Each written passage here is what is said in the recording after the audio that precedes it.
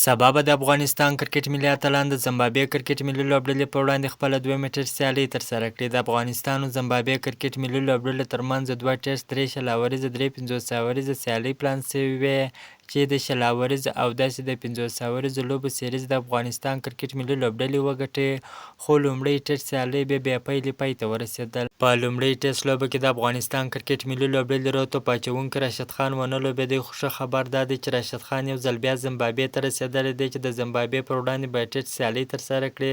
که وګورو، راشد خان د افغانستان کرکټ ملي لوبډلې لپاره ډېرې زبردست بهترینې سیالۍ ترسره کړي دي، هغه که شل اوریزه دی که 50 اوریزه دی، یعنې په ټسټ سیالۍ کې هم ښه ریکارډ لري. انشاءالله سبا به د زمبابوې پر وړاندې بیا ښه سیالۍ ترسره کړي. د افغانستان او زمبابوې کرکټ ملي لوبډلې ترمنځ دغه ټسټ سیالۍ سبا غرمه د افغانستان پر وخت 12 بجې پیلیږي. که تاسو هم غواړئ د کرکټ په اړه باندې تازه معلومات ترلاسه کړئ، نو زموږ پیج فالو، چینل سبسکرایب کړئ. د نورو معلوماتو لپاره زموږ سره اوسئ. تر بلې ویډیو پورې د الله په امان.